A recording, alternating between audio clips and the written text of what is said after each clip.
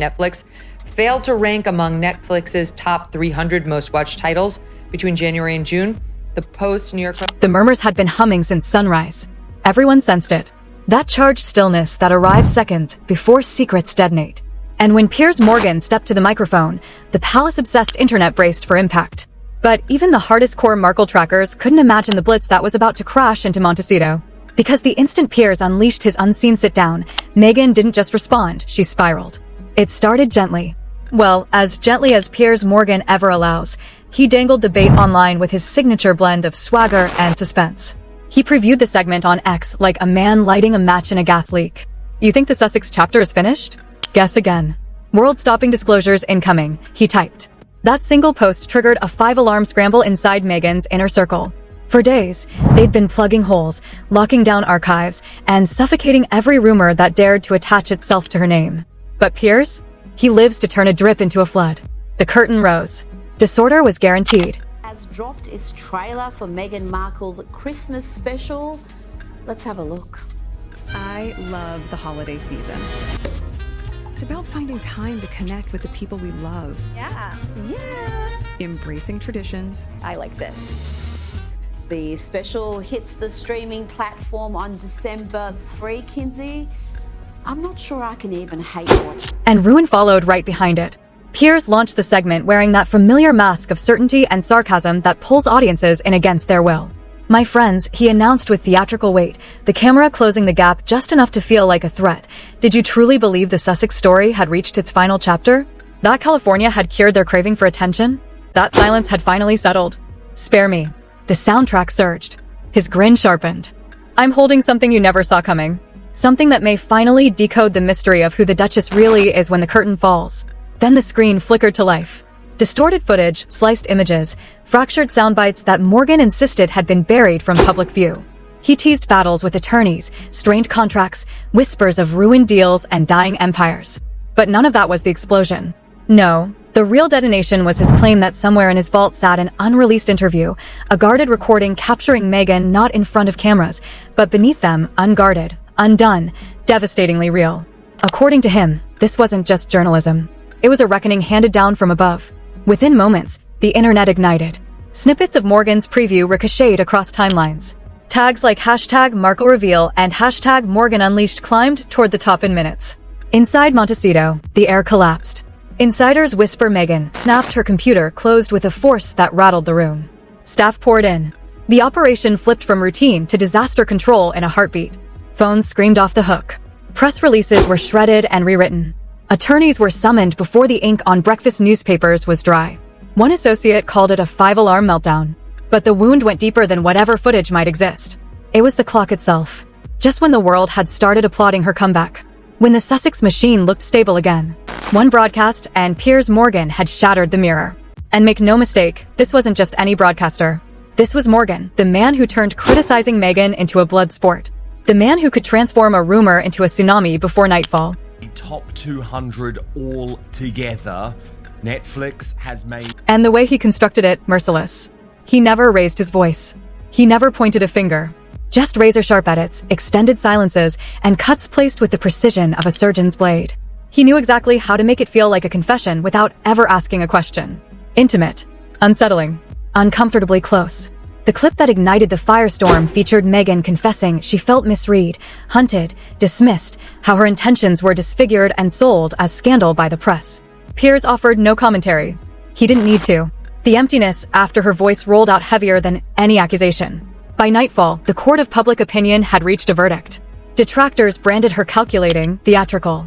Others rushed in as defenders, calling it a rare look at a woman suffocating under the spotlight. But for Meghan, none of that noise existed. All she could feel was the steering wheel sliding out of her hands. She had spent years scripting her image, curating every angle, engineering every reveal, and now the story was being seized and rewritten behind her back. She lunged for her lawyers without hesitation. Calls. Messages. Desperate demands. Can we shut this down? Can we bury it? Can it be erased? But Piers, ever the chess player, had stayed within the lines. No slander. No fabrication. Just the echo of her own voice left to unravel her. And in the modern media battlefield, that is often the deadliest weapon of all. Harry, split between outrage and powerlessness, wrapped his arms around her, but even he couldn't still the whirlwind. The headlines no longer spoke of foundations or missions. They were spectacle again, and the cruelty of the timing cut deep. Meghan was mere days from unveiling a major humanitarian project. Now everything froze, events aborted, calendars shredded, momentum stolen mid-step. Anymore, as far as we know. I can't imagine they would want to have more, but I will spare you clips of it. It would get caught. Then came the digital firing squad. The internet shows no mercy, and this time it went feral. Replies flooded in by the thousands, sneering, arguing, freeze-framing every second. Joke pages multiplied. Creators chased clicks, commentators chased clout. Meghan Markle had become target practice. And behind the tall gates of Montecito, the air thickened. A source murmured it felt like the room was shrinking. This wasn't only public shaming. It felt like treachery. She believed that conversation, those sentences, that sliver of vulnerability was safe. She never dreamed it would be turned into ammunition. By the time the broadcast ended, there was no undo button. Front pages roared, feeds overflowed, and Meghan, forever composed, forever curated, was described by friends as trembling, raging, wounded, blindsided. Even royal staff, famously mute, muttered about unease. The crown's silhouette was wobbling again. Allies cried foul, yet conceded the new age spares nothing. Meghan's iron hold over her own story had never been shaken so hard. And Morgan had landed the blow exactly where it bruised most. Uncensored, immediate, relentless. By dawn, Montecito looked like a crisis bunker. Lawyers in conference, publicists stacking drafts. Harry trying to breathe while watching the woman he loves fracture. She combed through every headline, every snippet, every echo. She wasn't just hurt, she was plotting. The impact had landed and now she was loading her counterstrike. People inside said her focus that night crackled like electricity. This wasn't awkward coverage. It was demolition in public. Years of slow build, painstaking polish, all dangling from a single segment. And as timelines burned, Meghan Markle, woman of premiers and palaces, found herself cornered. When morning broke, the estate hummed. Meghan hadn't slept. Piers's voice replayed in her head, that smile, the scalpel-cut pauses. Her attorneys argued tactics, litigate or lay low. But rest wouldn't come. Every vibration of her phone was another reminder she'd been flayed open. Once more, Harry was incandescent. A confidant said he was livid. It felt like every step forward yanked them back into a microscope. And now her private sentences were trending. It was cruel. They had labored to polish their return. Every image, every initiative, timed to the second. And one man had wrecked it by night's end. Meghan's reflex was war. She summoned her PR team for an emergency summit. I want answers. I want rebuttals. I want my narrative now, she said to have demanded. But the room hesitated. They saw the snare, moved too fast, and it reeks of panic. Paused too long, and it smells like guilt. Still, Meghan burned. She reportedly lashed out for the ambush they hadn't foreseen. This should have been obvious, she snapped. I need a shield and a megaphone, she insisted. An impossible line to walk. Harry watched, caught between empathy and dread. She's unraveling, a friend confessed. She feels encircled. Meanwhile, the internet roared louder. Excerpts replayed nonstop. Some crowned it. The real her. Others swore Morgan had spliced her soul into distortion. For Meghan, it blurred together. It felt like witnessing a forest blaze, beautiful from afar, ruin up close. Her mood whiplashed. Fire one moment, bone-tired the next. She stalked the halls, drafted a plan, then vanished into quiet. Harry tried to anchor her, but she couldn't hear him. The palace stayed mute, yet measured every ripple. Back hallways buzzed about the dynasty's optics. Meghan knew hush could be spun, too. By lunchtime, her crew had produced a menu of replies. Formal statements, posts, even a sit-down of her own. But each option bristled with danger. Say a word wrong and it detonates again. She's counting seconds, one insider said. Every tick matters. She wants the rudder back, and it's slipping. Harry, peacemaker by instinct, sagged. He saw the cost in her hollow eyes, tight jaw, the soft alarm beneath the calm. By late afternoon, Meghan refused to stall. She ordered every platform carrying the clips to be challenged. Every false thread to be confronted. Her counsel urged restraint. If you provoke Morgan, he'll escalate. They warned. But she wouldn't bend. I will not be muted, she shot back.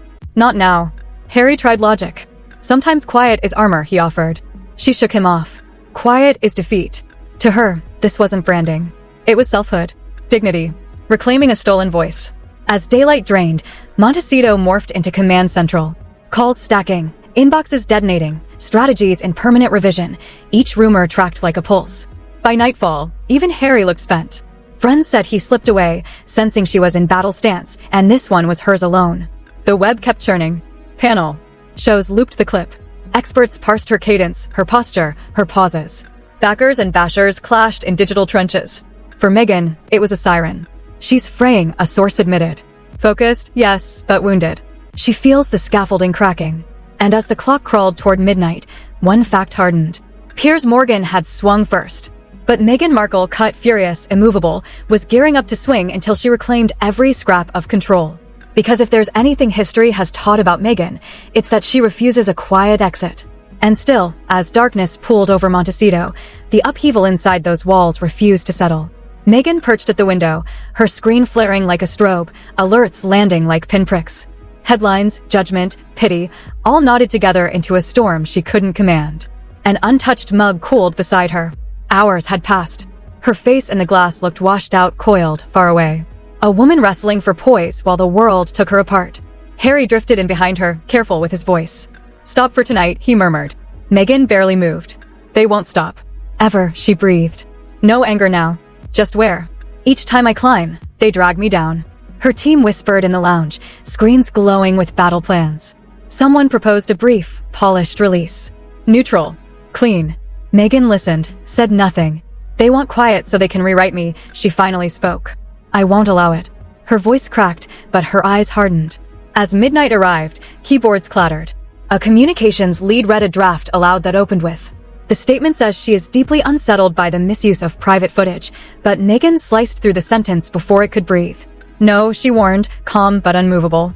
That's not strength. That's surrender. This isn't discomfort. This is trespass. The room went still. Harry massaged his brow, already aware sleep wasn't on the table tonight.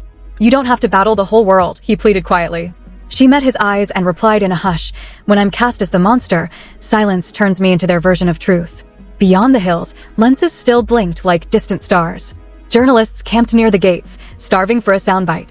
And on some channel, Piers Morgan's image resurfaced, looping that grin, replaying every loaded phrase.